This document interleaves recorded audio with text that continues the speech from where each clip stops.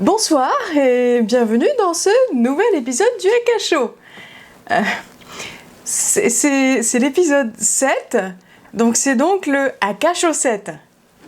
Pardon. Bon, en même temps, je voulais éviter le mois dernier, c'était déjà le Akasho 6. Voilà. Et le mois prochain, ça marche moins bien avec le Akasho 8. Shoui. Chewbacca. Un culte. J'ai cru voir un petit peu des statuts de merde un peu sur Boubouk et partout un peu sur les réseaux sociaux, donc j'ai dit que j'allais prendre directement les choses en main. On va commencer cet épisode du Akasho 7 avec une méditation guidée. Cette méditation guidée, c'est de mon cru, elle s'appelle la méditation guidée du m'en fous, m'en tape, et après ça, je pense que vous serez relaxés. Vidéo. Asseyez-vous confortablement, ajustez les coussins et fermez les yeux. Commencez à observer vos vibrations intérieures et la lumière pénétrer en vous. Tout doucement, laissez toute la merde du monde s'en aller loin, loin, dans une galaxie lointaine, très très lointaine. Sentez votre conscience s'étendre dans la moindre de vos cellules. Si votre mental essaie de vous envoyer des pensées qui n'ont rien à faire là, ne vous sentez pas concerné. Elles ne s'adressent pas à vous. Prenez conscience que vos pensées ne sont que du bruit et qu'elles n'ont aucun sens. Ces pensées vous disent un gros tas de conneries et toutes ces conneries ne vous concernent absolument pas.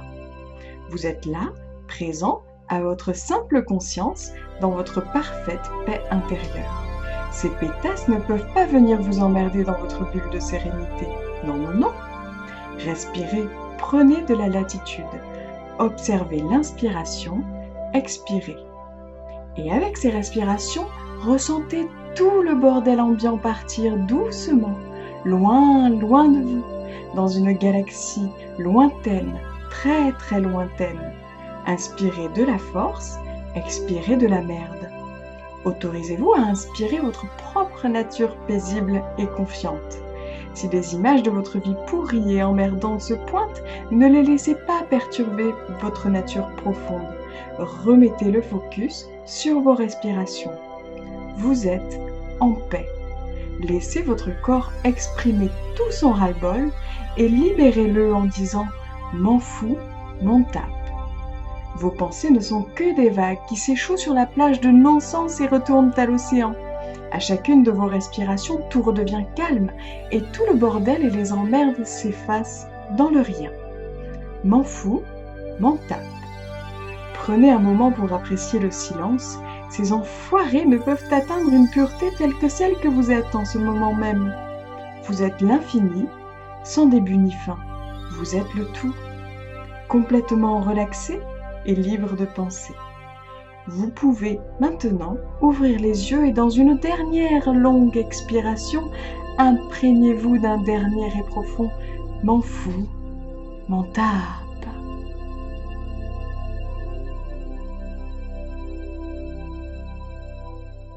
Voilà, ça c'est fait. Maintenant que vous êtes très très bien relaxé, attaquons tout de suite avec le programme de ce nouvel épisode du Akasho. Céline Alvarez va vous parler d'auto-sabotage. Saïda Bouzina va vous aider à vous reconnecter à votre enfant intérieur. Notre guest du mois, France Gauthier, nous a fait une petite capsule sur la joie. Yoshi va vous raconter la rencontre entre Mars et Vénus. Vous retrouverez mon petit tuto sur l'huile de noix de coco. Marie Ribeil va tout vous raconter sur les jeux de cartes Oracle. Laurie va vous apprendre à augmenter votre taux vibratoire.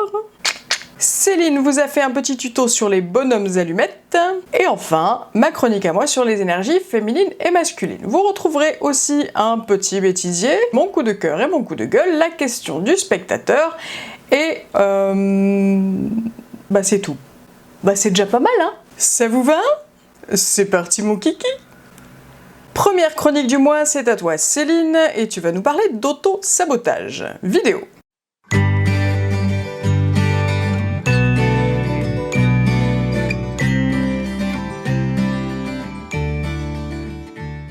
Salut les loulous, ravi de vous retrouver pour cette nouvelle chronique Be Happy. Aujourd'hui, nous allons parcourir les différents mécanismes d'auto-sabotage. L'auto-sabotage, c'est quoi? C'est un ensemble de comportements, d'habitudes et d'attitudes qui, au final, nous pourrissent la vie. Ils sont plus ou moins conscients et pèsent lourd sur notre course au bonheur. C'est ce discours intérieur négatif et automatique qui se fait passer pour nous et qui n'est jamais content quoi qu'on fasse. Il va nous déstabiliser, nous juger, nous critiquer, nous inquiéter. Mais cette voix, c'est pas nous, c'est celle du saboteur en chef qui nous manipule et joue avec nos émotions. Pour ceux qui ne l'ont pas encore compris, le saboteur est une création de notre ego. Et quelle est, selon vous, son arme la plus redoutable? Eh oui, la peur, surtout celle du changement. Mais ce saboteur se sert aussi de la culpabilité, le doute, l'inaction, ou au contraire la suractivité. Je le fais bien, hein? Suractivité. Le jugement, les critiques, la colère, la violence, la lutte, la honte, les dépendances, l'enfermement, etc. Il se nourrit de la peur du rejet, de la peur de l'abandon, de la souffrance, de la peur de ne pas être aimé, de l'échec, du succès et de bien d'autres. 3 points permettent d'identifier l'autosabotage. Premier point, un dialogue intérieur négatif. Deuxième point, un sentiment de peur, de frustration, d'inquiétude. Et troisième point, une situation problématique qui se répète. Pour faire cesser ce mécanisme négatif, il est nécessaire de comprendre que derrière l'autosabotage, il y a de fausses croyances, des croyances limitantes sur vous, sur les autres, sur le monde, sur la vie. C'est un mécanisme fondé sur la peur. C'est d'ailleurs pour cela qu'on ne se sent pas bien quand on adhère à son discours. Ce n'est pas ce que dit l'autosaboteur qui est important, mais pourquoi il le dit. Car à la base de l'autosabotage, il y a un besoin insatisfait. Il y a un vrai message à écouter. Même si ce mécanisme d'autosabotage semble s'opposer à vous, il y a une vraie démarche positive derrière. C'est simplement sa manière d'agir qui n'est plus appropriée. Et comme c'est nous qui l'avons créé comme ça, à nous de le recréer différemment. Oui, mais alors que faire, me direz-vous? L'autosabotage représente des manques d'amour, de respect, de communication, de considération. Il est donc important de découvrir le message qui se trouve derrière cet automatisme d'autosabotage. Et c'est en l'écoutant qu'il va diminuer et finir par disparaître. Car c'est son objectif, nous montrer les parties de nous-mêmes restées dans l'ombre. Si seul vous avez des difficultés, il existe des thérapies très efficaces pour corriger ce type d'automatisme. Comme par exemple le travail sur les 5 blessures de l'âme, le travail également sur les croyances limitantes, le coaching, le FT, la PNL, l'hypnose. Il y en a quoi. À vous de trouver la vôtre. Donc de votre côté, notez dans votre journal de bord les situations où vous avez repéré ce mécanisme d'auto-sabotage et posez-vous les questions suivantes. Alors, s'agit-il d'un saboteur du type victime, bourreau, manipulateur? Ou s'agit-il d'un autosabotage du type sauveur? Bien sûr, on reprend le triangle dramatique de Karpman. Je vous laisse bien noter sur Internet pour ceux qui ne connaissent pas, très intéressant. Plus vous savez de quel type est cet autosaboteur, dans quelle situation il se manifeste et comment il fonctionne, moins il aura de pouvoir sur vous. C'est la première clé pour vous libérer de cet autosaboteur, le voir.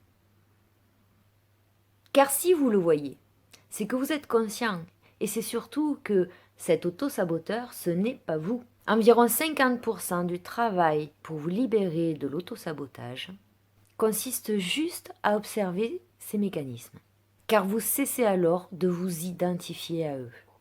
Et cette pratique a aussi l'avantage d'être la plus simple.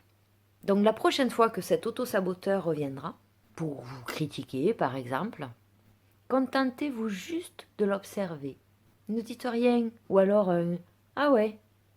Restez présent et souriez-lui. Vous verrez alors que ce dialogue intérieur cessera de lui-même, car il ne sera pas alimenté, mais juste observé. Petit exercice maintenant. Donnez un petit nom à votre auto-saboteur. Car encore une fois, s'il a un nom, ce n'est pas vous. En plus, ça va vous aider à le repérer la prochaine fois qu'il va se pointer. Alors, petit conseil, choisissez un nom plutôt rigolo. Ça va vous aider à ne pas prendre ces histoires au sérieux. Et de ce fait, l'emprise de l'auto-saboteur va en être largement diminuée. Bien sûr, en fonction du type de saboteur auquel vous avez affaire, vous allez leur donner un nom différent. Vous devriez donc avoir 3 noms rigolos pour les 3 types d'auto-saboteurs. Pour vous libérer de l'auto-sabotage, vous avez besoin au début de quelques victoires face à l'auto-saboteur. Et lorsque vous avez fait l'expérience que lorsqu'il intervient, c'est quand même vous qui décidez, la partie est finie. Car vous savez désormais que peu importe ce qu'il peut vous raconter par la suite, ce sera toujours des histoires auxquelles vous n'accorderez plus aucun crédit. Donc pour conclure, l'auto-sabotage, l'auto-saboteur a aussi son utilité. Il est là pour mettre à jour des croyances, des automatismes, des comportements qui aujourd'hui vous empêchent de vous épanouir. C'est un atout formidable pour souligner ces barrières qui se sont forgées au fil des ans. Il met en avant chaque mémoire erronée qu'il est nécessaire de nettoyer. Et rien que pour cela, il mérite toute notre gratitude. Donc envoyez-vous beaucoup d'amour, parce que finalement, vous le valez bien. Je vous fais plein de gros bisous, je vous dis à très très vite. Prenez soin de vous. Je sais pas tellement comment je vais les appeler les miens, je sais pas si Grut 1, Grut 2, Grut 3, hein. Ça fera l'affaire, mais enfin je suis sûre que vous allez être beaucoup plus créatifs que moi, hein. Faites-vous plaisir. Allez, on enchaîne. Saïda va nous rappeler que nous avons tous à l'intérieur de nous-mêmes un petit bambino ou une petite bambina qui nous manque. Bambina, tu me manques. Vidéo.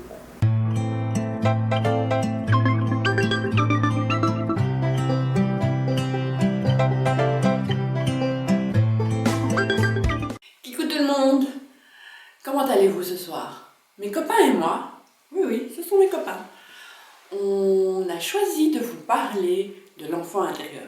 Enfin, eux pas vraiment, mais ils sont là pour m'inspirer. Et puis ce sont surtout les copains de Petit Namo, mais soit.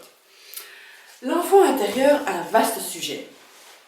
On a constaté, tant à travers la mythologie, Zeus qui a failli être mangé par son papa, à l'inverse de ses frères et sœurs, tant à travers la religion, Moïse qui a été sauvé des eaux, tant à travers les contes de fées, le petit pousset qui a été abandonné dans la forêt, on constate donc que de nombreux enfants ont été mis en danger, que ceux-ci, après s'être cachés, ont dû affronter des épreuves pour finalement se libérer et devenir de véritables héros. Et en fait, ces images symbolisent parfaitement l'idée de l'enfant intérieur. Nous avons tous, d'une certaine manière, un enfant en nous qui a été brimé, malmené, délaissé, blessé, à qui on a imposé le silence, le nous étant l'adulte que nous sommes devenus. En le reconnaissant et en le libérant, cet enfant intérieur, on reconnaît et on libère qui nous sommes vraiment, notre essence essentielle, je dirais.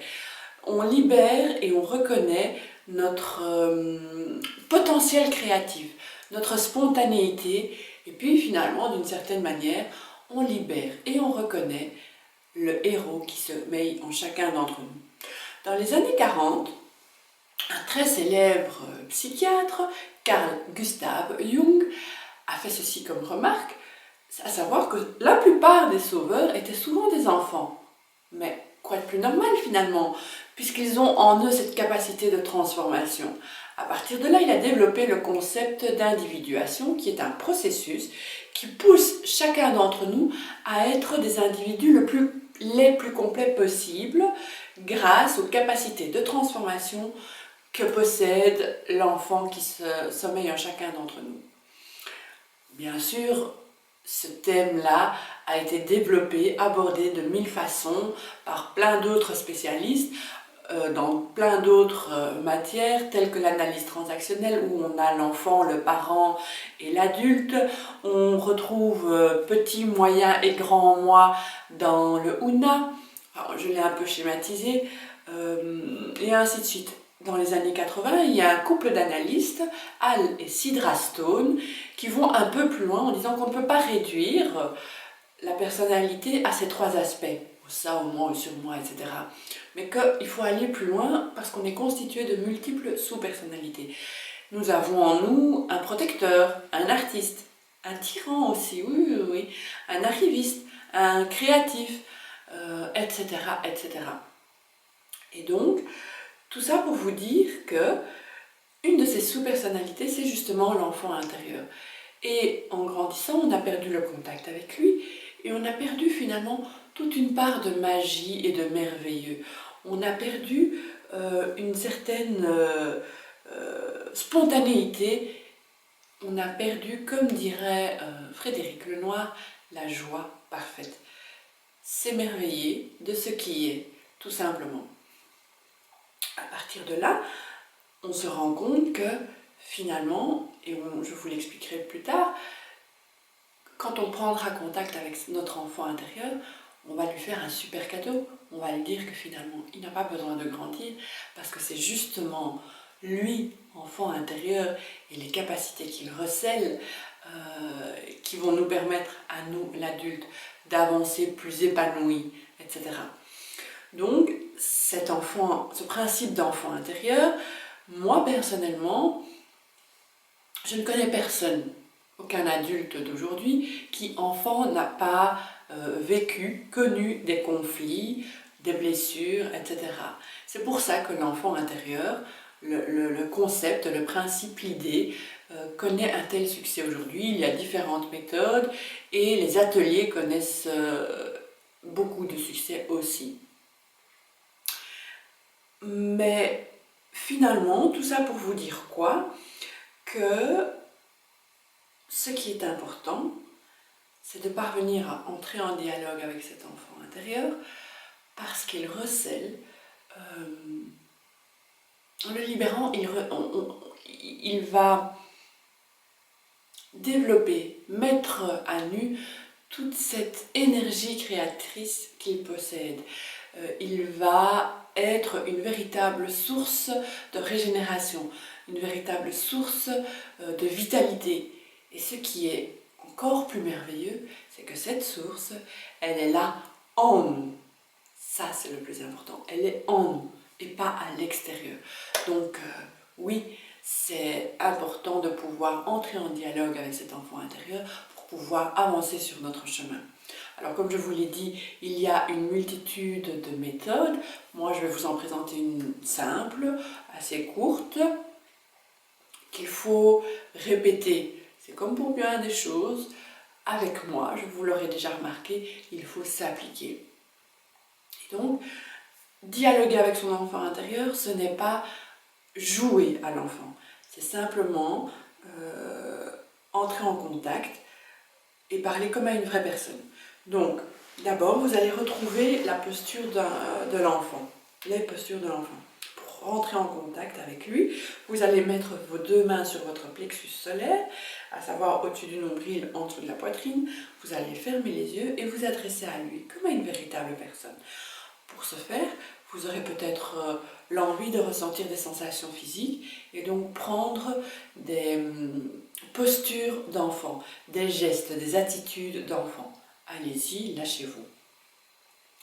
Une fois que vous commencerez à entrer en contact avec cet enfant intérieur, surtout, pour gagner sa confiance, demandez-lui pardon. Pardon de l'avoir négligé toutes ces années. Pardon de ne pas l'avoir écouté. Surtout, dites-lui ce que vous êtes devenu depuis que vous l'avez laissé là où il était. Racontez-lui vos peines, vos tristesses, vos joies, vos bonheurs. Et surtout, ne lui mentez pas et n'allez pas travestir, transformer la réalité dans un sens ou dans l'autre. Soyez vrai. C'est sa confiance que vous cherchez à gagner. À partir de là, parlez-lui à voix haute. Posez-lui des questions. Demandez-lui « Comment vas-tu ? Es-tu d'accord que l'on discute un peu, toi et moi, aujourd'hui ?» Voilà, comme à une vraie personne. Laissez venir à vous les réponses. Si pour cela, vous deviez prendre une petite voix d'enfant, eh bien c'est ok, c'est correct.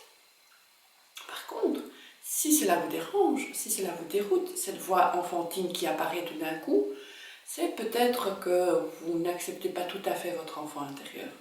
Et donc, n'abandonnez pas, appliquez-vous un jour à la fois. À partir de là, sachez que un des moyens de communication les plus prisés par l'enfant, c'est le dessin. Alors je vous invite à prendre du papier, des crayons de couleur ou des marqueurs, bref, dessiner. Demandez-lui à cet enfant intérieur de dessiner l'adulte que vous êtes devenu. Si vous êtes droitier, utilisez la main gauche, et si vous êtes gaucher, utilisez la main droite. Et au fur et à mesure des jours, demandez-lui de dessiner d'autres scènes. Comment c'est quand il se sent en colère, ou quand il se sent triste, comment il se voit, quand il se sent seul, ou alors au contraire, comment c'est quand il est heureux, quand il est joyeux et fier, spontané. Voilà, au fur et à mesure. Mais au fur et à mesure aussi de l'évolution de votre dialogue avec votre enfant intérieur, de sa reconnaissance finalement, montrez-lui combien vous pouvez être un parent aimant, en riant avec lui, en l'écoutant, en jouant avec lui, en lui montrant que vous entendez bien ses désirs, ses souhaits, en lui mettant aussi des limites, plus que des limites, une certaine discipline. Et donc, sans jouer, donc je le répète, à l'enfant, prenez des moments pour vous détendre, pour jouer, pour dessiner ou écrire ce qui vous vient à l'esprit, pour vous cajoler, pour prendre soin de vous, tout simplement. Vous verrez, vous découvrirez de tas de petits trésors et vous prendrez conscience que, encore une fois, tout est là, en vous. Vous avez toutes les ressources. Il vous suffit juste un petit coup de pouce. Cette méthode, vous pouvez l'appliquer chez vous, seul, mais si vous en ressentez un réel besoin, n'hésitez pas à prendre contact avec un thérapeute. Puis là, j'ai juste envie de vous dire bonne découverte, belle rencontre, chouette discussion avec votre enfant intérieur. Et puis si vous avez envie de partager ça avec nous, vous avez notre page et notre adresse mail. Je vous embrasse très fort. Bye bye. Et mes copains aussi. Au revoir. Moi aussi j'en ai des peluches, hein. Fais pas de ta maline, hein. Oh, qu'il est mignonne. Allez, on passe à la suite. Nous avons le plaisir ce mois-ci de recevoir France Gauthier. Pour ceux qui ne la connaissent pas ici en France, France Gauthier est une ancienne animatrice de la télévision québécoise. Elle a fait à un moment donné un détour à 360 degrés du côté lumineux spirituel de la force pour notre plus grand plaisir. Elle vous propose aujourd'hui une petite capsule vidéo qu'elle a enregistrée dans un endroit qui vraiment vend du rêve, hein. Vous pourrez le voir dans sa cabane au Canada, tapis au fond des bois, hein, avec un écureuil sur le seuil, bref. Elle nous a fait une petite chronique sur la joie. Je vous laisse la découvrir. À tout à l'heure.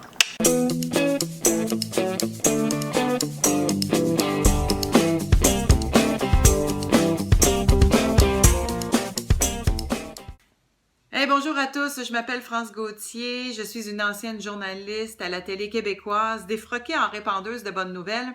Et justement, parlant de bonnes nouvelles, aujourd'hui, ma capsule va porter sur la joie. Pourquoi j'ai choisi de vous parler de la joie? Eh bien, principalement parce que la joie, c'est un des 2 ingrédients principaux de l'amour, avec la paix. Et je prétends que, justement, puisque c'est le week-end de la Saint-Valentin, et pourquoi pas parler d'amour et parler de l'ingrédient qui supporte le plus l'amour au quotidien, l'amour de soi, l'amour de l'autre, l'amour dans le couple, mais l'amour aussi dans tous ses états, c'est la joie. Et pour vous présenter la joie, je vais commencer par vous raconter une petite anecdote. Parce que j'arrive de quelques semaines de repos sur la côte ouest de la Floride, où est-ce que je m'en allais finalement passer du temps en silence. J'ai beaucoup travaillé en 2015, un petit peu trop même. Je dis souvent à la blague que moi, je suis en récréation depuis 2011 à peu près. C'est quoi être en récréation? Eh bien, c'est une impression ou en tout cas une sensation d'avoir terminé ma classe terrestre de tous les thèmes que je portais, de trahison, d'abandon, et je me suis guérie de tout ça. Mais je dis souvent à la blague, même si on est en récréation, eh bien, on peut se foutre en burn-out d'avoir trop joué au ballon chasseur, et il semble que c'est ce que j'ai fait en 2015. Ce qui fait que j'étais très, très, très fatiguée, puis j'ai décidé de prendre une petite cure de silence avec moi-même pendant 2 semaines en Floride. Et je m'étais trouvé un petit studio, appartement sur le bord de la mer, et je n'avais aucune attente. Et le premier jour, en marchant sur la plage, alors que j'étais très, très, très, très, très fatiguée et que j'avais l'impression d'avoir en partie perdu ma joie, même si c'est l'essence profonde que je porte et que tous les êtres humains, de toute façon, portent également, eh bien, en marchant sur le bord de la plage, j'ai vu un dos avec un aileron sortir de la mer, très, très près de moi, et mon premier réflexe a été de dire « Oh mon Dieu, il y a des requins ici ». Et finalement, en les regardant une deuxième et une troisième fois, j'ai réalisé que c'était un dauphin qui me suivait pendant que je marchais sur la plage. Et là, j'ai regardé partout autour de moi, les Américains qui marchaient sur la plage, et j'avais l'impression que j'étais toute seule à le voir. Alors, je me suis réjouie de ça, et je me suis arrêtée, je l'ai observé, puis finalement, à un moment donné, je l'ai perdu, puis j'ai continué ma marche, et ça m'a mis dans un état de joie profond, simplement de voir un dos de dauphin. Le deuxième matin, je suis retournée à la plage, toujours sans attente, et là, il y en a 2 ou 3 qui sont arrivés. Et la troisième journée, en allant me baigner, la même chose. Ils se sont approchés de moi. Et à tous les jours, pendant que j'étais là, les dauphins sont venus à ma rencontre. Et à chaque fois, je regardais autour de moi puis je me disais, mais attends une minute, est-ce que je suis toute seule à les voir? Et je regardais les Américains ou les touristes qui étaient là marcher sur la plage, faire leur jogging avec leurs écouteurs dans les oreilles, très préoccupés par ce qui se passe dans leur vie, regarder par terre, ramasser des coquillages, mais jamais être vraiment là dans le moment présent à regarder ce qui se passe pour voir les dauphins. Et là, j'ai capté que le dauphin qui représente la joie, le dauphin qui est l'animal emblème de la joie, si vous regardez des vidéos de dauphins, si vous avez déjà vu des dauphins dans des spectacles, vous savez comme moi que le dauphin rit tout le temps.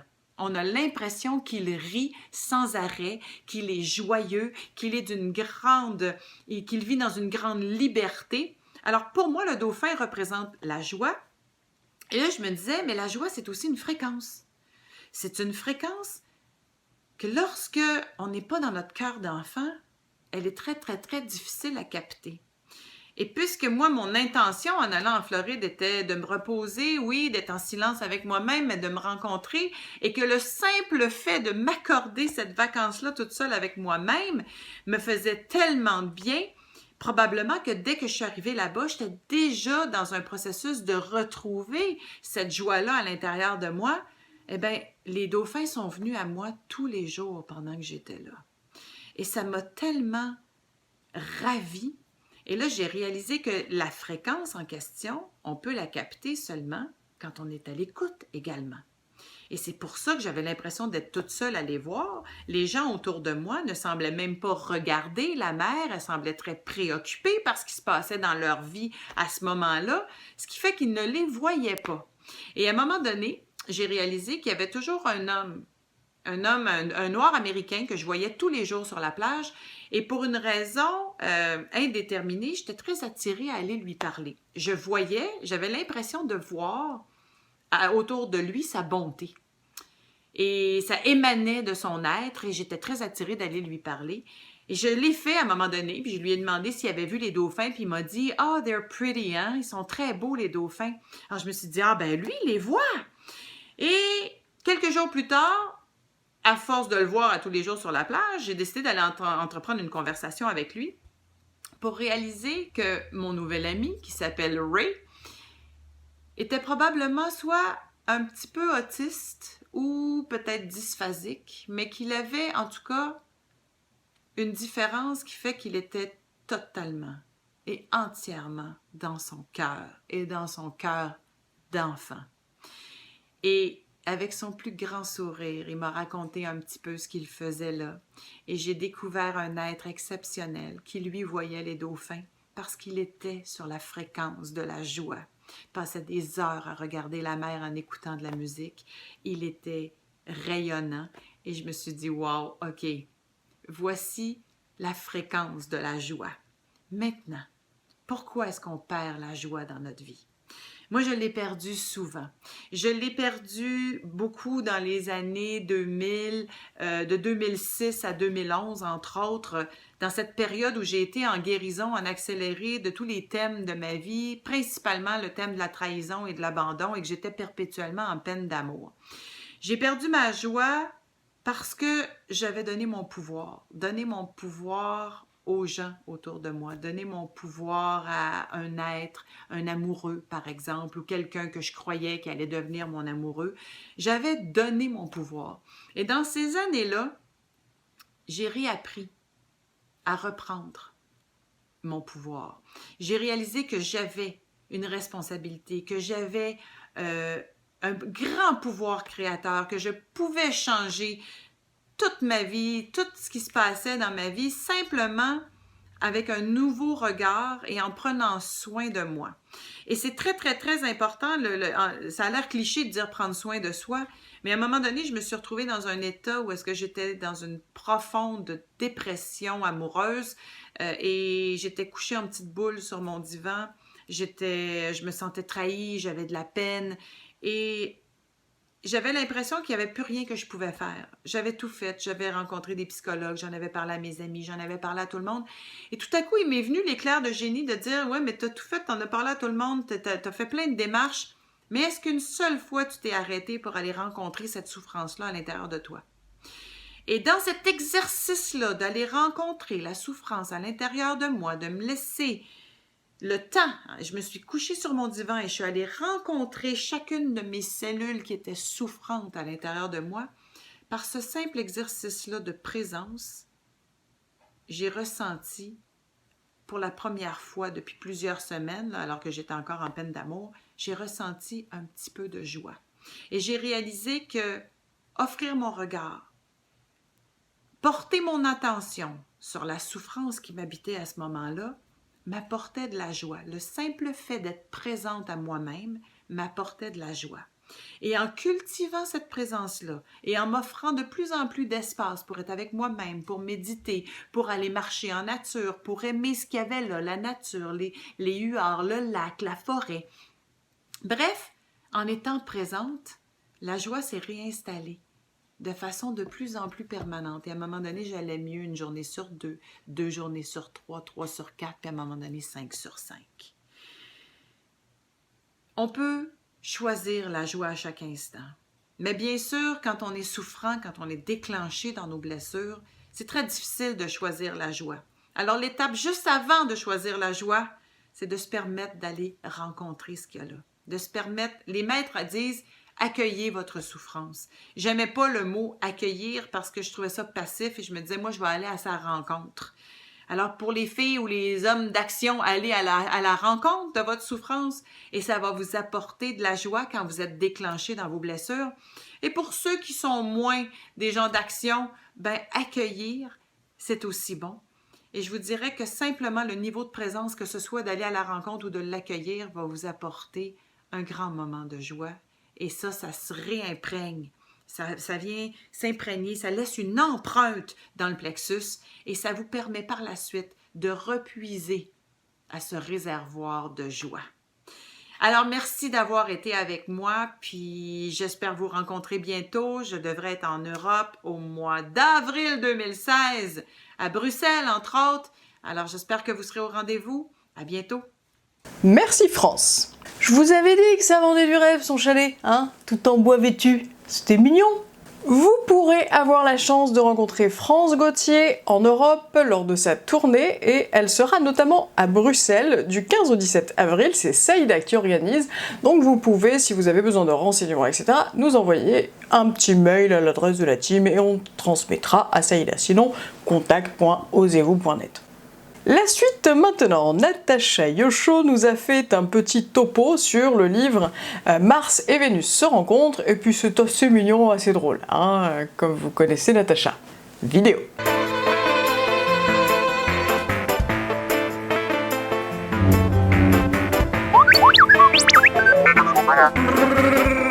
Bonjour, je suis ravie de vous retrouver pour cette nouvelle chronique de En quelle étagère. Alors nous sommes début mars. Le printemps va pointer le bout de son nez et pour tous les célibataires, eh bien, il va y avoir des petits émois et on va très certainement chercher la rencontre. Donc, je vais, pendant cette chronique, vous parler de la rencontre amoureuse. Je me suis appuyée fortement d'un petit bouquin que j'ai trouvé il n'y a pas très longtemps qui s'appelle Mars et Vénus se rencontrent, donc de John Gray. Et effectivement, ce petit livre-là m'a bien inspiré pour faire cette chronique. Alors, première évidence, les hommes viennent de Mars, les femmes de Vénus. Il y a donc de fortes différences de comportement sur ces planètes-là. Donc, pour qu'une rencontre puisse se faire, évidemment, premier point, il faut sortir de chez soi et sortir de ses habitudes. Parce que, évidemment, si on continue à faire métro, boulot, dodo, la rencontre, ça va être compliqué. Donc, sortir, premier point, et tant qu'à faire, comme dirait si poétiquement Alice, sortir en mode bonasse. Alors, attention, mode bonasse ne veut pas dire étalage, hein. Enfin, après, tout dépend ce qu'on cherche, hein, mais là, on est bien d'accord, on parle d'une rencontre amoureuse, quelque chose qui pourrait effectivement déboucher sur une relation sérieuse et amoureuse. Voilà. Donc, pour revenir sur le mode bonasse, si vous sortez de votre zone de confort en allant, en faisant des activités, en allant dans des groupes, en sortant, bon, bah là, voilà, hein, plutôt prendre soin de soi. Quand on prend plutôt l'idée de sortir en soirée et de passer en mode bonasse, donc petit conseil perso les filles, évitez peut-être le total look, la petite robe à la salle des fêtes, des bâchés, voilà, parce que évidemment, pour qu'une rencontre se fasse, le physique est important, mais il n'y a pas que le physique. Donc, l'authenticité et renvoyer une image qui correspond à ce qu'on est, c'est quand même pas mal, ça peut aider.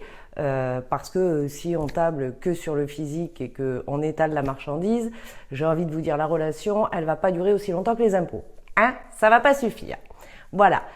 L'autre petit point rapide, c'est que avant de penser rentrer dans une relation, il est important d'avoir clôturé correctement celle d'avant. Hein? Une bonne fin provoque un bon début. Ça, c'est un point quand même aussi important. L'autre chose très importante, c'est qu'il est préférable d'être un individu autonome, qu'on soit martien ou vénusienne, et pas qu'on cherche une relation pour rentrer dans une dépendance et attendre de l'autre qu'il règle tous nos problèmes. Parce que là, déjà, ça part mal aussi. Voilà, après, dernier petit point, ne pas brûler les étapes. Maintenant, si vous avez bien regardé la chronique de Laurie du mois dernier, comment activer la loi d'attraction pour attirer l'amour à soi, que vous avez bien écouté aussi tous les conseils de Céline Alvarez sur vos croyances limitantes et vos peurs, enfin bref, que vous avez bien suivi toutes les chroniques du Akasho depuis le début, en toute logique, vous devez pouvoir espérer rentrer sereinement et avec tous vos potentiels dans une nouvelle relation. C'est le printemps, les filles et les gars. Donc, on sort, on bouge et on rencontre et là, paf, on tombe sur quelqu'un qui attire un petit peu notre... enfin voilà, vers qui on aurait plutôt tendance à aller comme ça, vous voyez. Alors, premier point, effectivement, c'est l'attirance. Donc là, évidemment, la première image qu'on va avoir, c'est physiquement, l'attirance physique. Mais donc, comme je viens de vous le dire, ça ne suffit pas. Donc, un point important, c'est être positif. C'est-à-dire que la rencontre se fait, bim, on prend le petit scud là, hop. Si on arrive et que direct on lui balance tout notre négatif, toute notre vieille valise, tout sur la tronche, évidemment, ça va pas aider à ce que la personne du sexe opposé soit tentée d'essayer d'aller voir un petit peu plus loin qui est là en face de lui ou qui est là en face d'elle. Bref, donc la positive attitude et être vraiment ouvert. Avoir à l'esprit les différences, parce que sur chaque planète, les codes sont totalement différents. Donc, essayez de garder aussi ce petit truc-là dans la tête, parce que lors de la rencontre, la première rencontre, l'homme aurait plutôt tendance à blablater sur lui et à pavaner, on va pouvoir dire ça. Hein? Pour la vénusienne, pas de souci parce qu'elle adore écouter et que voilà, elle le regarde avec ses yeux de merlan frit, qu'il est beau le prince charmant et en plus il s'intéresse à moi, c'est génial. Par contre les filles, même si vous aimeriez bien avoir aussi un petit retour de manivelle, vous y attendez pas trop parce que Mars, il aime pas trop écouter le blabla des vénusiennes et pas elle, la vénusienne, elle aime pourtant bien ça qu'on s'intéresse à elle. Mais bon, c'est comme ça. Et puis si jamais ça arrive et que quand même vous arrivez à en placer un petit peu une ou deux et qu'il vous écoute, dites-vous bien que Mars, il écoute pas pour rien lui.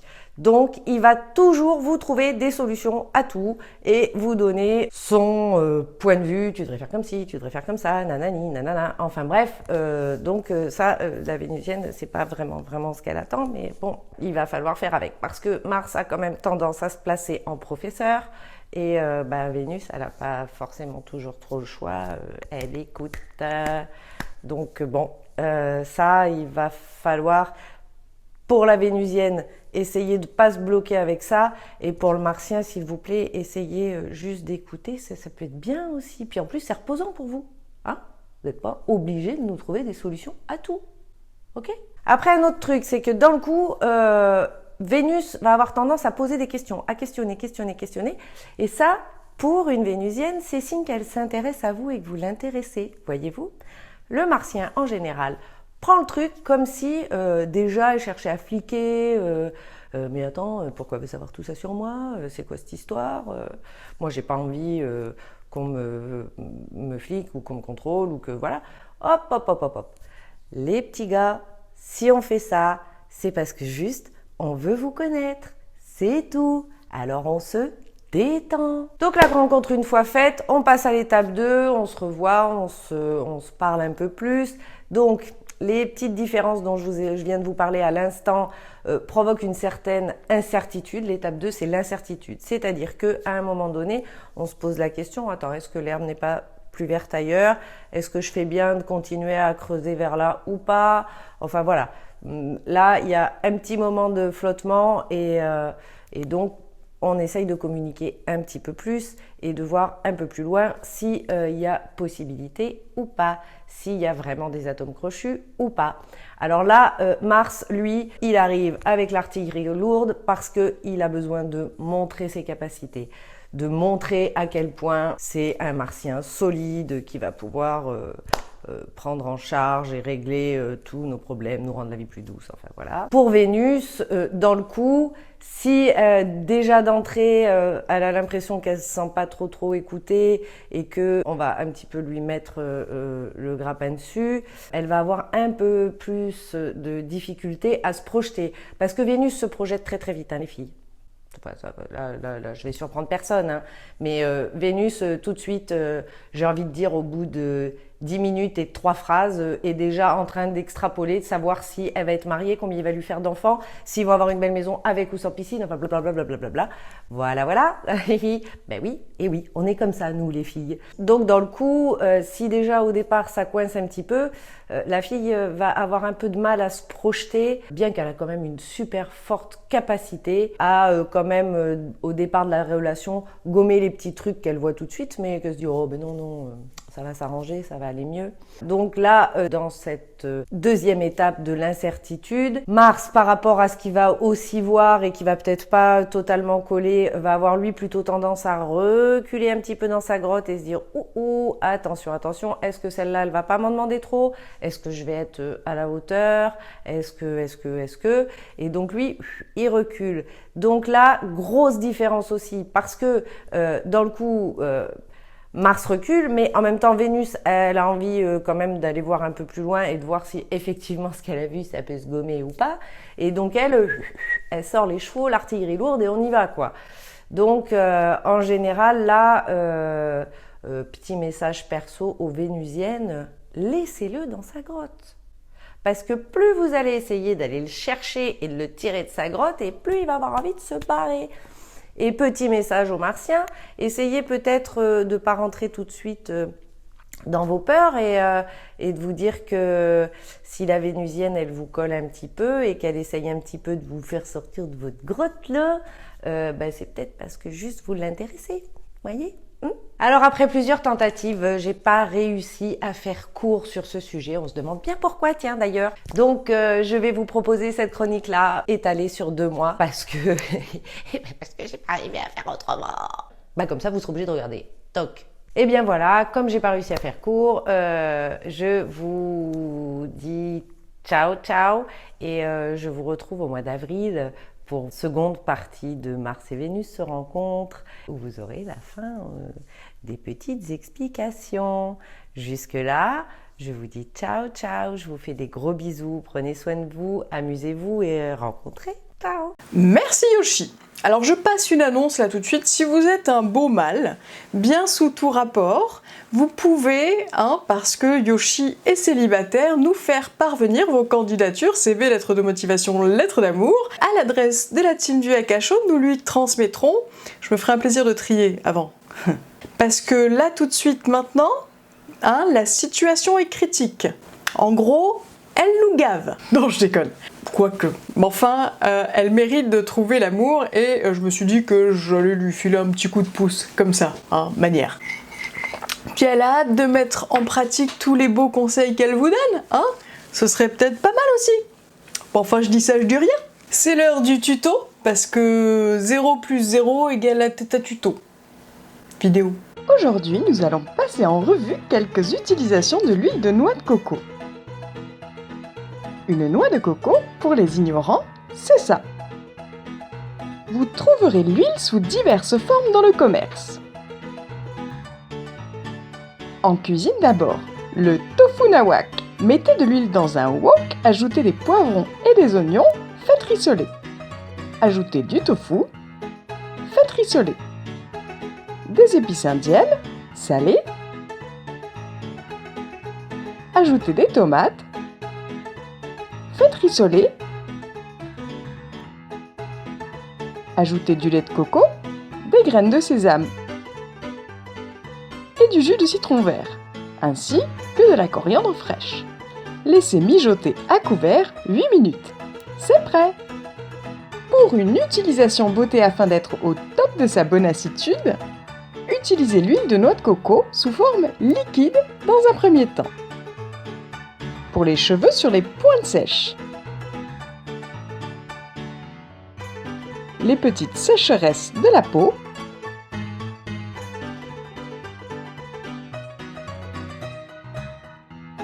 Les imperfections et petites cicatrices. Et en masque sur le cuir chevelu.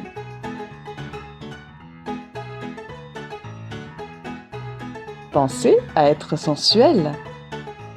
Mettez une protection à toute épreuve. Faites un trou pour respirer. Et gardez sur la tête plusieurs heures. And voilà! En cas de ratage make-up, utilisez l'huile liquide comme démaquillant. Efficace, non? And voilà! Ensuite, mélangez de l'huile avec du bicarbonate. Touillez! Voici ses diverses applications. Elle est parfaite comme gommage doux. Comme dentifrice, à ne pas ingérer. Non, non, non, en dentifrice. Donc, à utiliser exactement comme à votre habitude.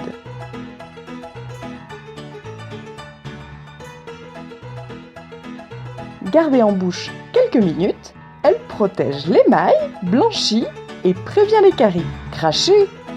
Elle remplace aussi le gel de rasage pour les hommes et pour les femmes. And voilà! À bientôt pour un nouveau tuto! Oui, je sais, je suis méga sensuelle. Ce n'est pas un sujet à controverse, point final. La suite. Non de Zeus. Marie Ribel nous fait ça, Madame Irma Bonas, dans cette nouvelle chronique sur les jeux de cartes Oracle. À toi Marie.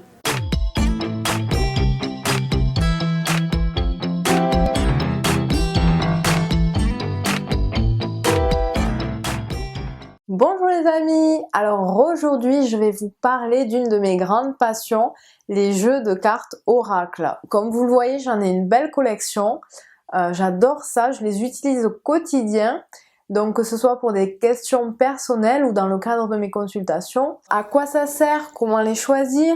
Comment les utiliser? Doit-on les purifier? Y a-t-il d'autres utilisations que celles que l'on connaît?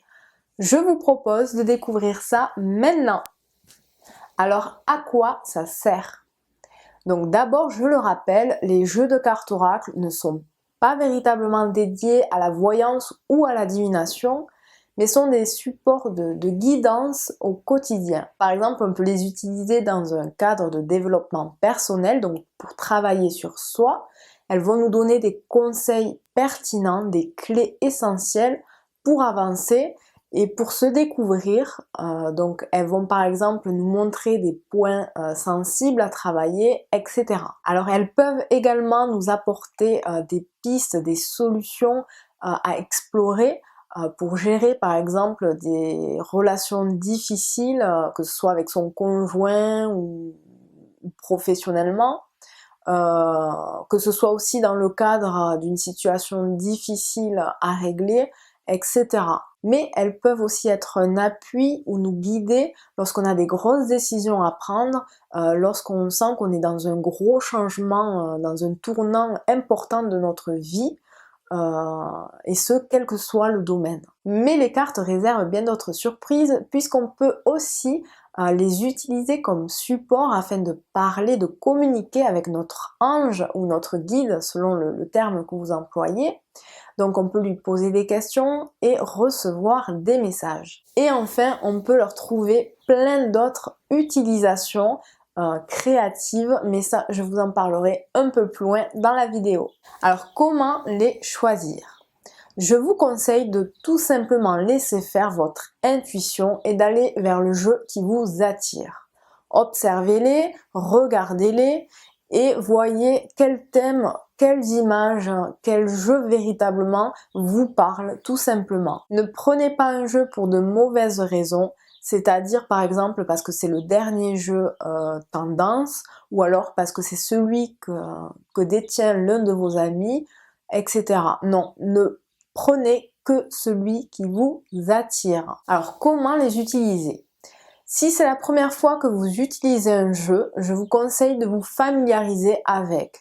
Donc dans ce cas, moi ce que je fais, c'est que je prends le paquet dans mes mains et je regarde, je touche chacune des cartes, je prends le temps de les observer, de les regarder, de les apprivoiser on va dire. Et enfin, je prends le paquet entier sur mon cœur et je demande simplement à mes guides, à mes anges, qu'à chaque utilisation, une réponse claire, parfaite et précise me soit donnée. Concernant l'utilisation proprement dite des cartes, il existe différentes méthodes de tirage, dont certaines sont expliquées dans les livrets qui sont fournis avec les jeux de cartes. Me concernant, par contre, tout ça, ça ne me parle absolument pas.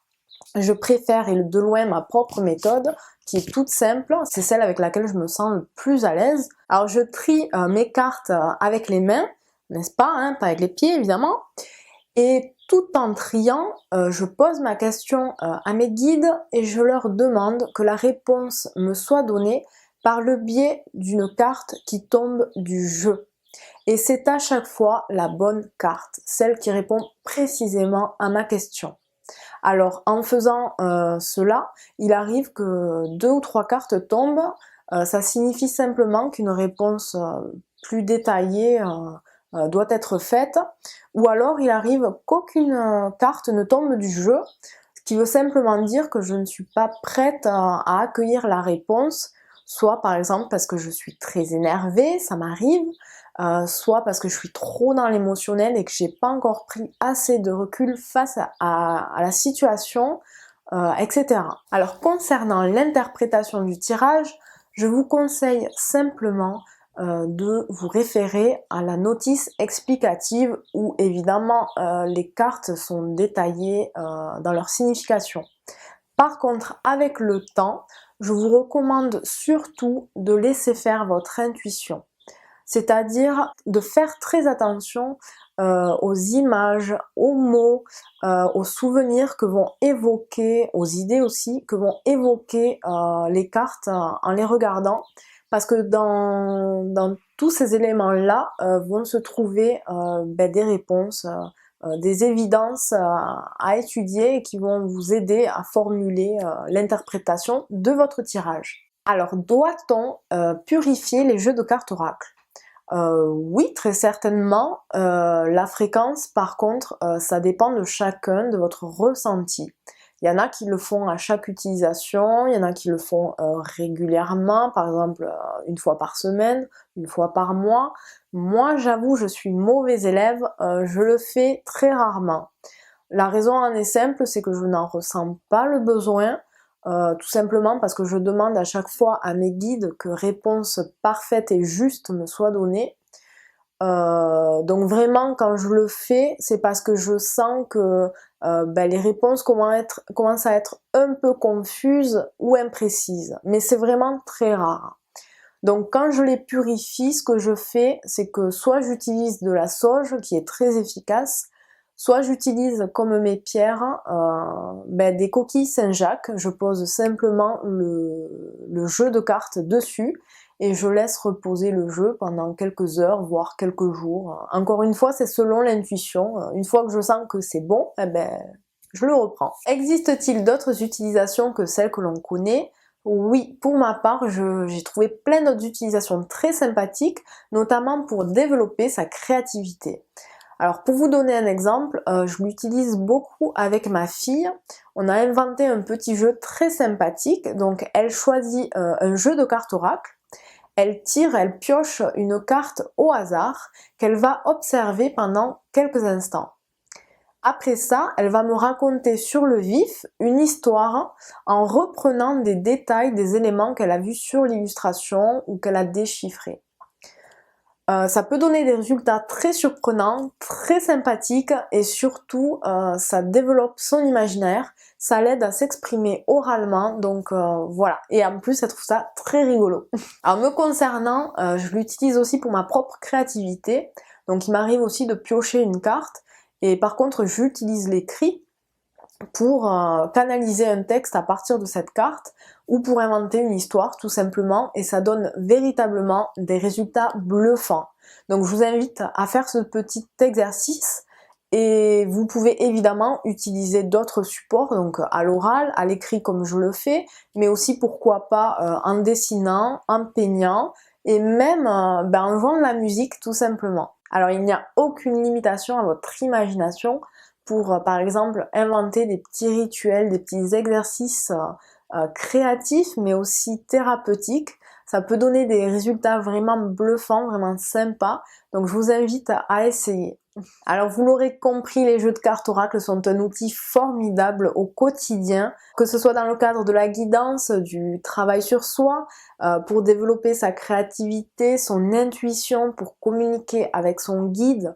Il existe des tas d'utilisations et de bienfaits avec les cartes, mais elles sont surtout là pour nous démontrer quelque chose d'important, c'est qu'on a tous en nous les réponses. Elles sont un outil pour nous faire confiance et pour nous montrer notre potentiel d'écoute de soi et du cœur.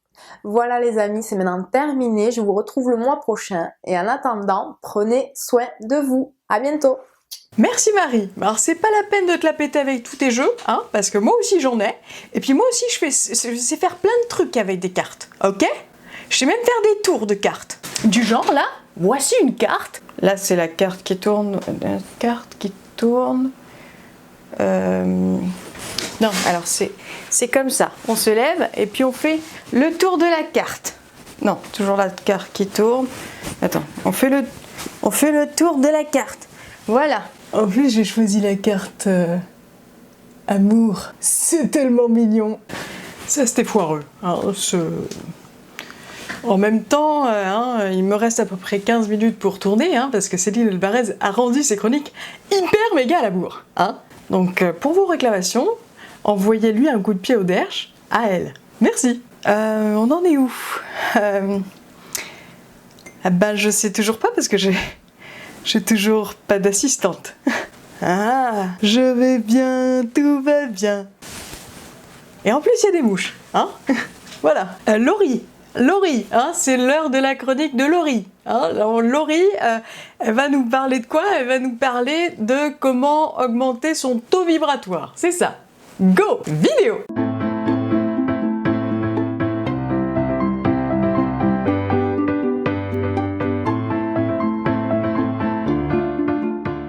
Bonjour à tous. Je suis heureuse de vous retrouver aujourd'hui pour une nouvelle chronique qui s'intitule « Les 5 clés pour augmenter votre taux vibratoire ».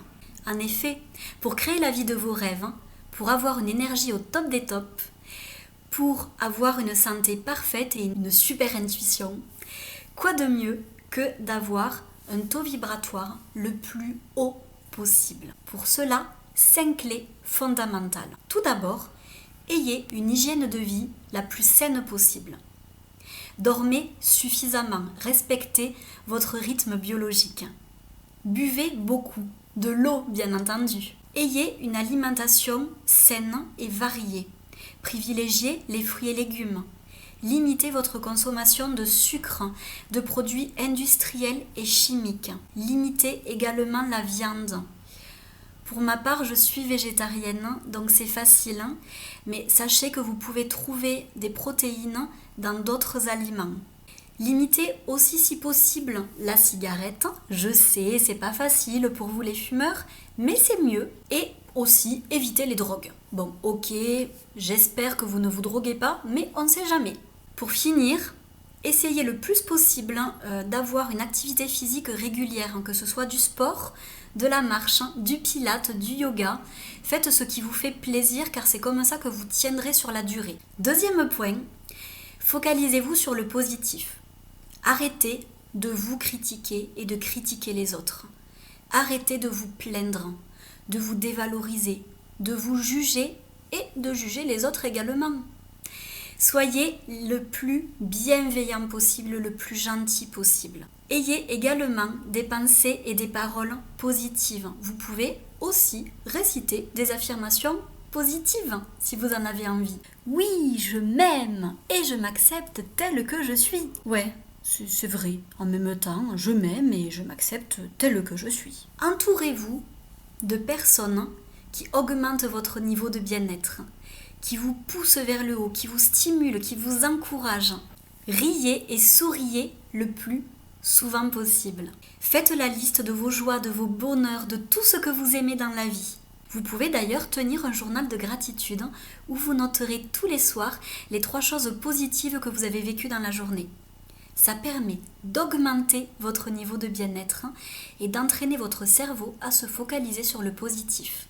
N'est-ce pas merveilleux? 3e point. Adonnez-vous à des activités qui vous font plaisir, qui vous font vibrer, à vos passions. Qu'est-ce que vous aimez dans la vie?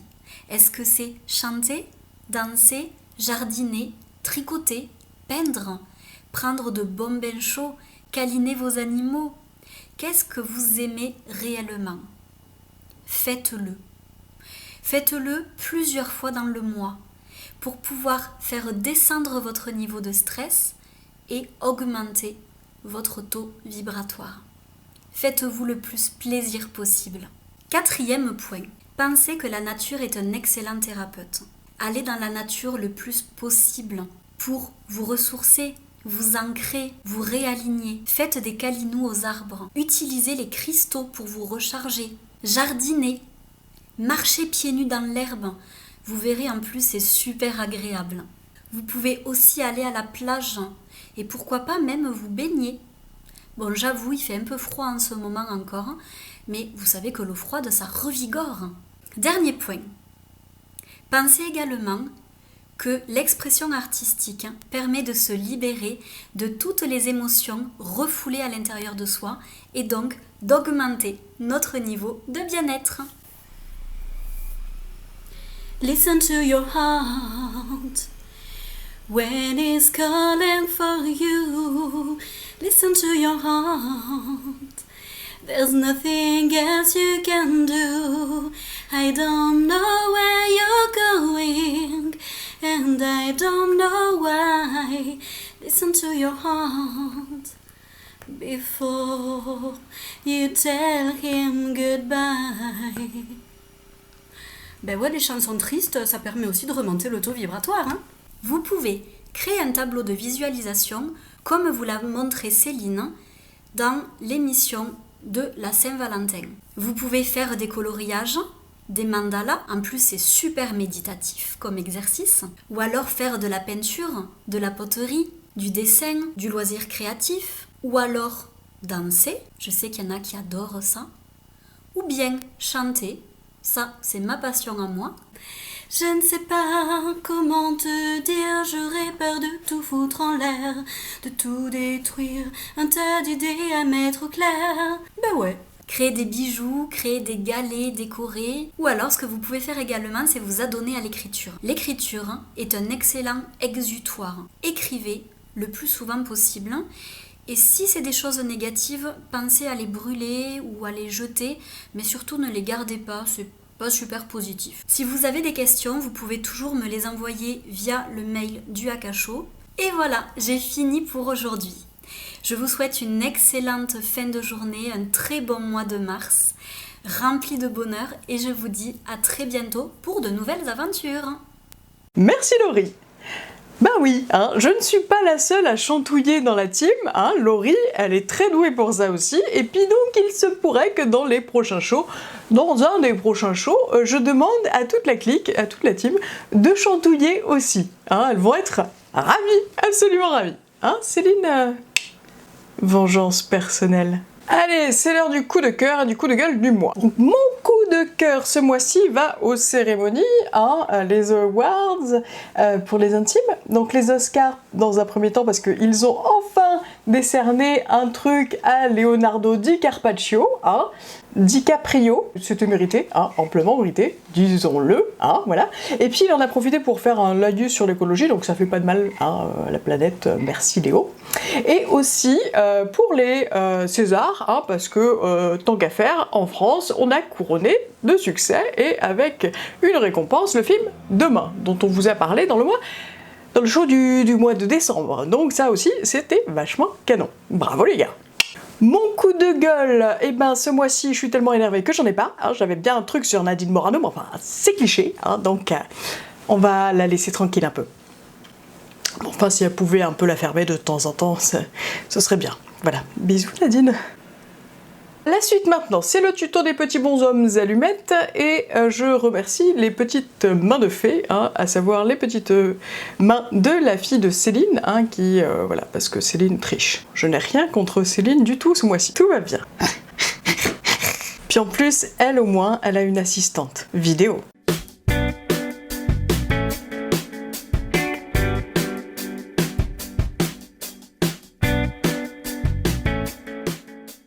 Voici un outil simple, rapide et ludique qui peut paraître un peu simpliste mais au résultat étonnant. Les petits bonhommes allumettes de Jacques Martel. Nous sommes tous connectés, consciemment et inconsciemment, aux autres, aux situations et au monde qui nous entoure, et ce à plusieurs niveaux. Jacques Martel explique que les attachements ne sont pas de l'amour. Ce sont en fait des blessures que nous avons à l'intérieur de nous, des désirs et des peurs conscientes ou inconscientes, par rapport à une personne, une situation, un lieu. Ces attachements nous font souffrir, que l'on en ait conscience ou pas. Ils créent des conflits externes ou internes et une grande difficulté à lâcher prise. Et nous cherchons à contrôler des personnes ou des situations à travers ces attachements-là. Tout au long de la journée, nous éprouvons des émotions plus ou moins intenses, réagissant continuellement à chaque expérience de la vie. Nos réactions, tel un baromètre, nous montrent où on en est et mettent en lumière nos attachements inconscients, nos ressentiments, nos colères cachées, etc. Ces histoires dans notre inconscient créent des liens, abaissent notre fréquence vibratoire et nous éloignent de vibrations plus hautes telles que l'amour, la compassion, la joie, le respect de soi. D'où l'intérêt de savoir couper ces attachements pour se libérer. Cette technique peut s'utiliser sur tout. Des personnes, des situations, des pensées, une émotion, un lieu, une situation, bref, sur tout. Vous pouvez faire par exemple « moi et ma santé »,« moi et ma maison »,« moi et telle personne »,« moi et telle situation »,« moi et telle émotion ». Passons maintenant à la pratique. Pour ce faire, prenez une feuille blanche, un stylo noir pour tracer les contours, des feutres de couleur pour les chakras, le rouge pour le chakra de base, le orange pour le chakra sacré, le jaune pour le plexus solaire, le vert pour le chakra du cœur, le rose pour le chakra du thymus, le bleu pour le chakra de la gorge, un bleu plus soutenu pour le troisième œil et un violet pour le coronal. Une paire de ciseaux. On commence donc par se représenter tel un petit bonhomme allumette. On trace un cercle de lumière autour de son bonhomme pour symboliser ce que l'on souhaite, ce qu'il y a de mieux pour nous. On note ensuite notre prénom. On trace un deuxième bonhomme allumette. Si c'est une situation, on fait un rectangle et on écrit dedans.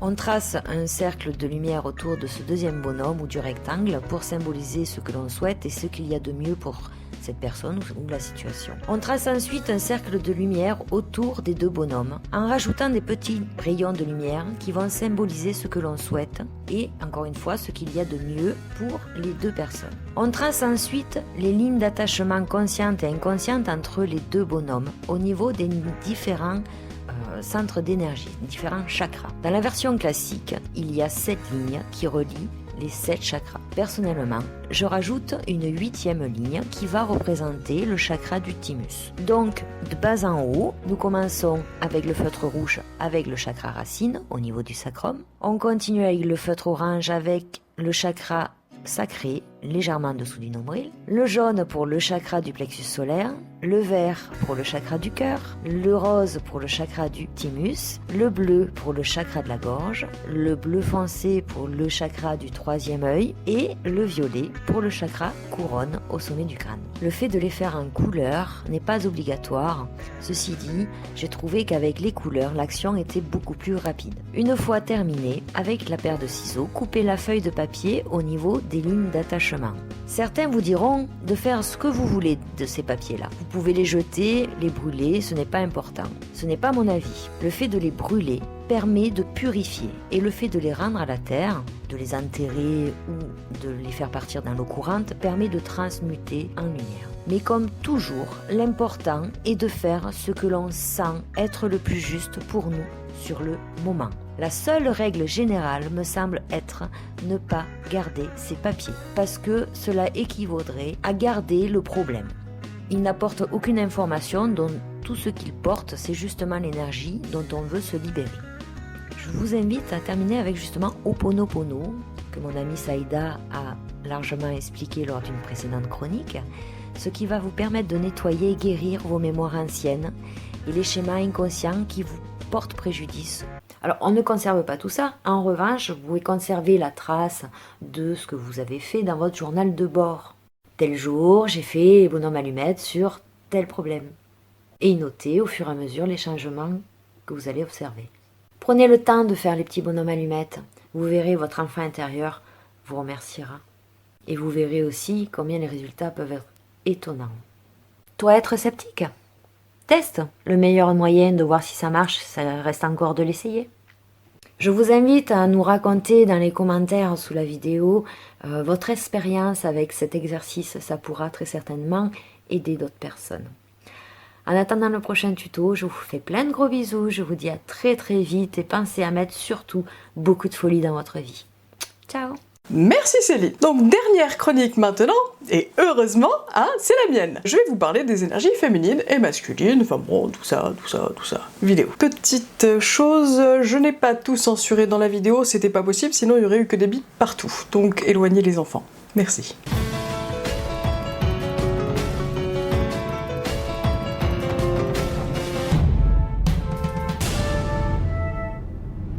Bonjour à tous. Alors aujourd'hui le sujet du jour c'est les énergies féminines et masculines. Bon oui, hein, Yoshi vous l'a dit tout à l'heure, hein, c'est bientôt le printemps donc on se prépare. Alors ça fait des lustres qu'on nous dit que les fifis sont que des fifis et puis les garçons des super-héros. Super-héros. Excusez. Vous avez tous dû voir la pub qui circule en ce moment sur Courez comme une fille, etc. Je sais plus pour quelle marque ou produit, de toute façon on n'a pas le droit de la citer. Cette pub est, mais je la trouve vraiment bien foutue. Les filles, elles courent pas comme des... Donc bref, vous l'aurez compris, aujourd'hui je vais torpiller absolument tous les a priori que vous avez sur les énergies féminines ainsi que les énergies masculines. Les énergies, qu'elles soient féminines ou masculines, peuvent être portées soit par des hommes, soit par des femmes. Ou inversement. Ça n'a absolument rien à voir avec le sexe ou le genre. Le genre, d'ailleurs, je trouve que c'est un mot vraiment méga pourrave, entre nous, hein. Et la tenue vestimentaire, non plus. Rien à voir. Vous pouvez être une méga poupée Barbie et avoir des énergies masculines, ou être un G.I. Joe et avoir des énergies méga féminines. Les énergies féminines et masculines n'ont absolument rien à voir avec la façon dont on s'habille ou même la façon dont on se comporte. Rien à voir non plus avec le physique. Comme je l'ai dit, hein, un mec peut avoir des énergies féminines et une femme peut avoir des énergies masculines. Donc désapprenez tout ce que vous avez appris sur le sujet parce que c'est faux. Rien à voir. Les énergies masculines sont des énergies d'amour. Mais quoi? Qu'est-ce que c'est dit? Je sais, hein, ça paraît étonnant, hein, mais bon, ce sont des énergies d'amour. Oui, hein, les porteurs d'énergie masculine sont là pour apporter de l'amour dans le monde. Ils sont même supposés aimer et donner des messages d'amour. Vous savez, les grands maîtres spirituels, etc., qui vous disent de vous aimer les uns les autres. Énergie masculine. Ama, si tu m'entends?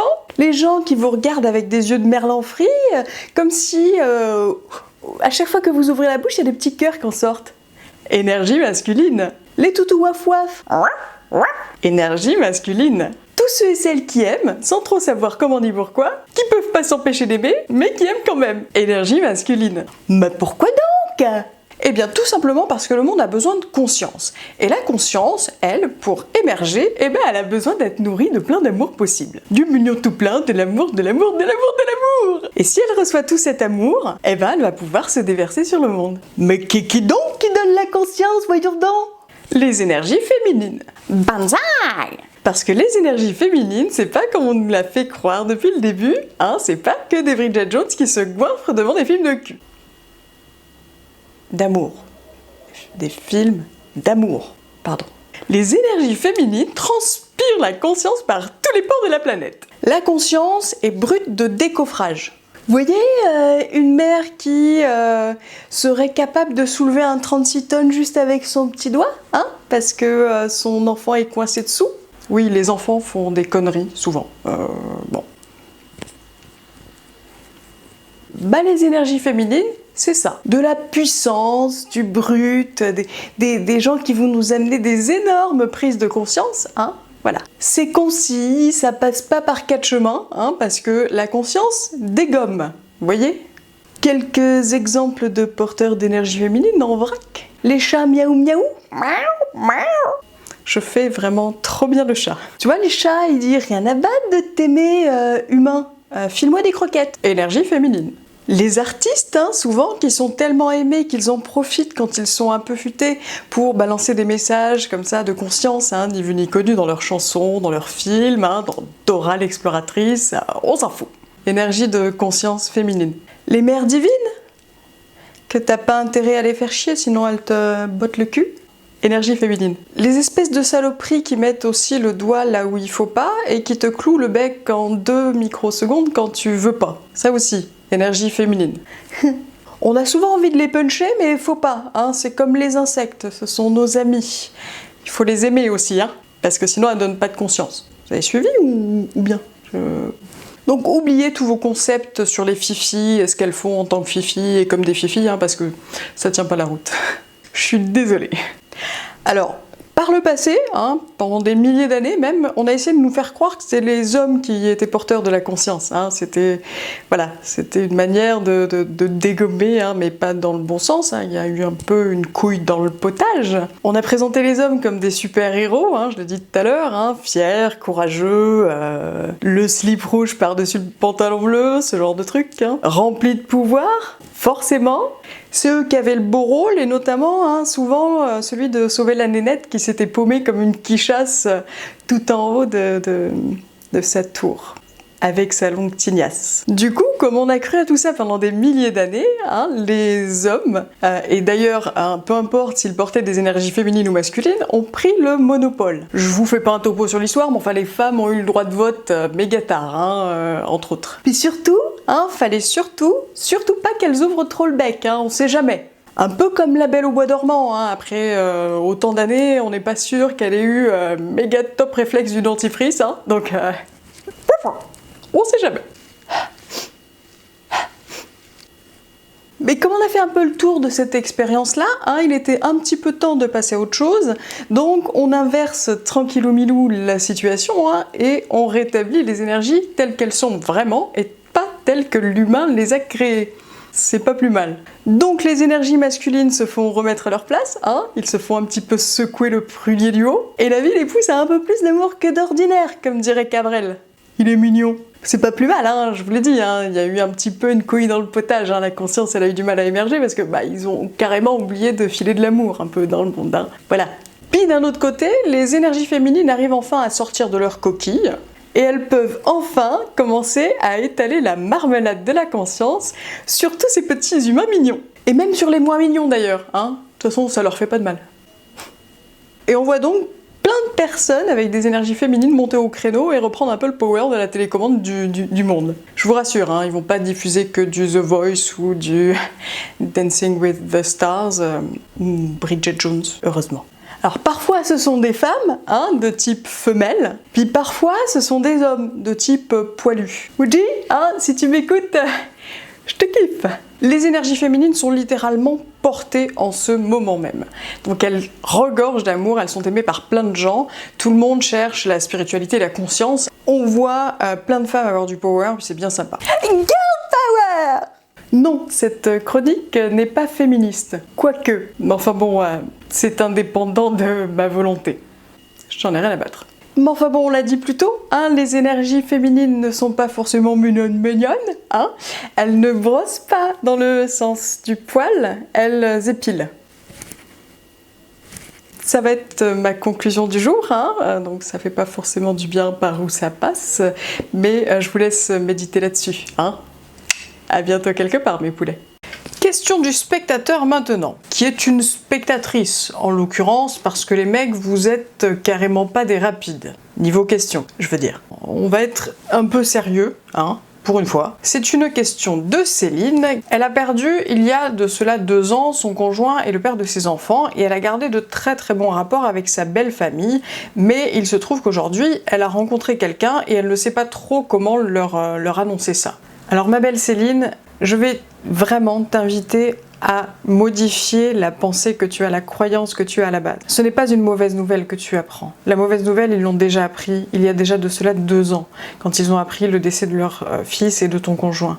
Il leur manque à toutes les secondes, à toutes les minutes. Je crois qu'il n'y a pas pire que la perte d'un enfant à vivre. Et peu importe ce que tu vas vivre, peu importe la façon que tu auras de tempérer leur douleur, elle sera de toute façon toujours présente, en toi et pour eux. Mais s'il y a bien un truc auquel je crois et que je sais, c'est que la vie, même après la mort, elle continue. Pour les vivants surtout. Cet homme-là t'a appris à découvrir l'amour, à le cultiver, à le partager. Il a été la personne qui t'a appris à aimer finalement. Et si tu gardes cet amour pour toi et que tu ne le partages pas au monde, ce ne serait vraiment pas lui rendre hommage. Donc, go, vas-y, et dis-toi que c'est vraiment une belle nouvelle. Et pour toi et pour eux aussi, s'ils t'aiment, ils peuvent le comprendre. Ça n'apaisera pas la douleur du décès de leur enfant, mais ça apaisera peut-être leur croyance en la vie. L'amour que l'on a, on l'emporte avec soi. C'est Ghost, hein, j'invente rien. Je t'envoie tout plein d'amour et aussi tous mes plus beaux souhaits de réussite pour cette nouvelle relation. Et voilà, ce show est pratiquement terminé. Je crois qu'il nous manque le bêtisier quand même, hein. Vous l'attendez tous avec impatience, donc vidéo.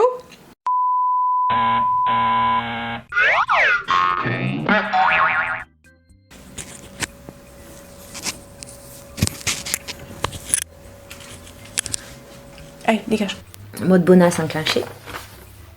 Enfin, on fait ce qu'on peut.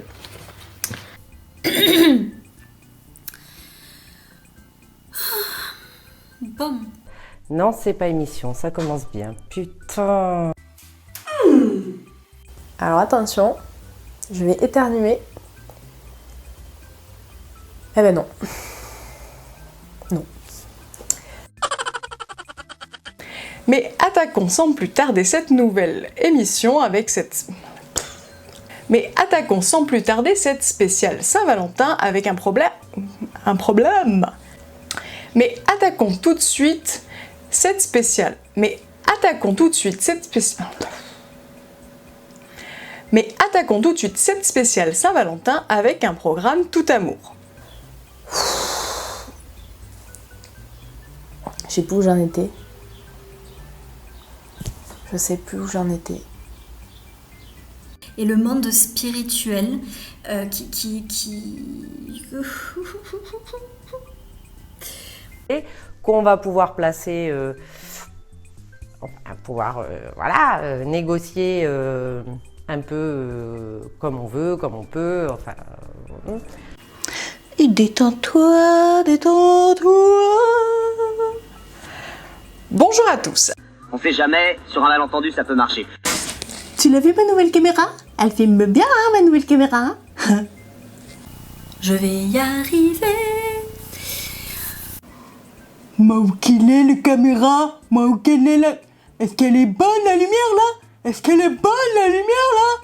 Ouais. Alors concernant l'utilisation à proprement dite des cas, putain d'écran, allume-toi. Et là, on a vu la feuille passer. On voit la feuille passer. Oh putain. Mais pourquoi tu n'enregistres pas quand tu es seule à la maison, voyons? C'est tellement plus facile d'enregistrer quand il y a du monde et qu'il y a du bruit, quoi. Chacun en fait ce qu'il veut.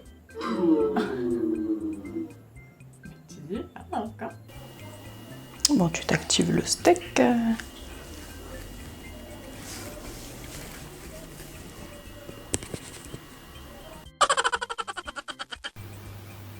Non, c'est des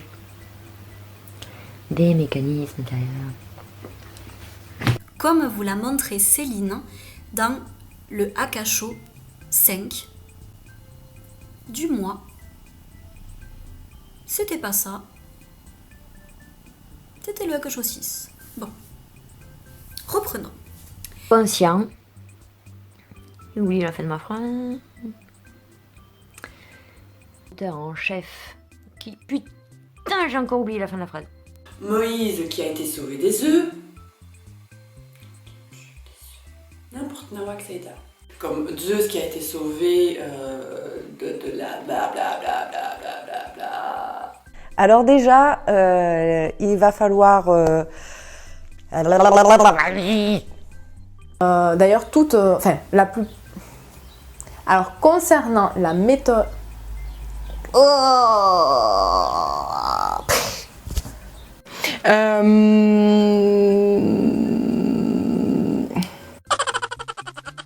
Alors, doit-on utiliser... Chronique sur les... Céline Bis. Et se referme dans sa grotte, pardon, pas sa crotte. Ah, super le lapsus. C'est auto-sabotage. C'est maintenant l'heure de la chronique de Marie Ribel qui vous... La très mimi Marie qui va... C'est maintenant... dedans, vous retrouverez le Voici un petit exercice bouffe la fin de tes mots, c'est pas grave. Voici un petit exercice. J'ai un problème avec le mot exercice. Traumatisme de l'école. Voici un petit exercice. Voici un super outil. Voici maintenant la toute nouvelle petite chronique de Céline Valvarez. Hein, de Céline Valvarez, hein. J'ai la vague impression d'effectuer un pétage de plomb au niveau de ma personne. Donc, bon, alors à quoi on se fie exactement? Évidemment, pas avec mes pieds, hein.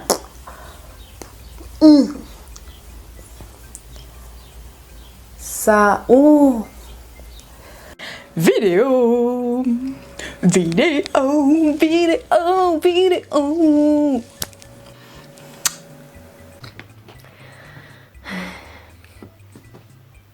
Autoblasage enclenché.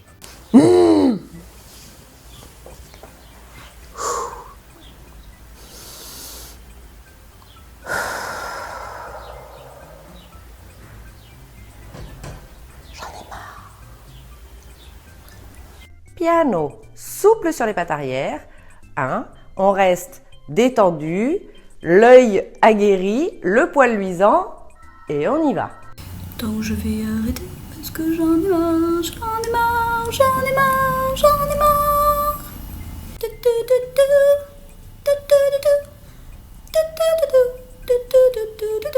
Non, non, je pète pas mon câble. Non, non, non, je pète pas mon câble. Alice, je vais te bouffer si tu arrêtes pas de me biper sur Messenger quand j'enregistre.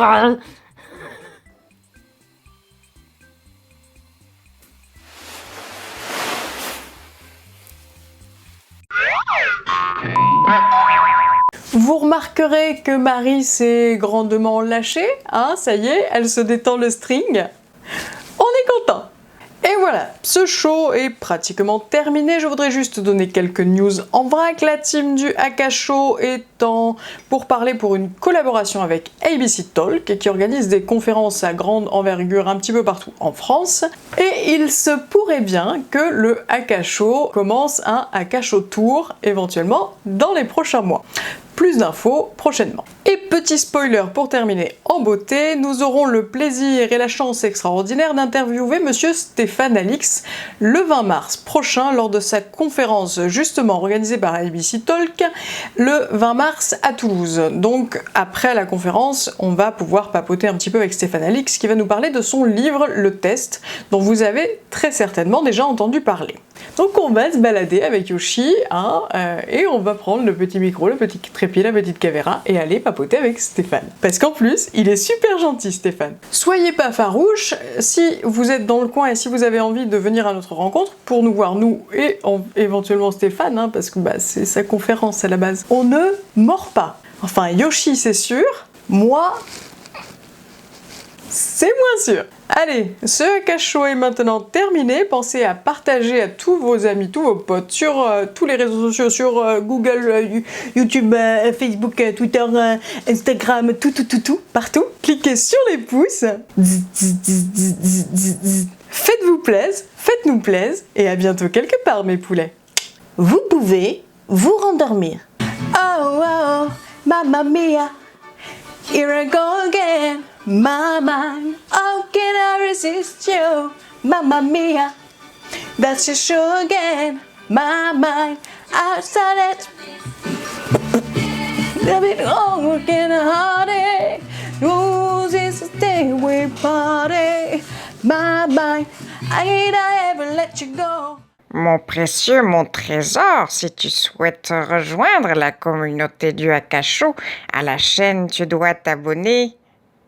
Petit hobbit joufflu.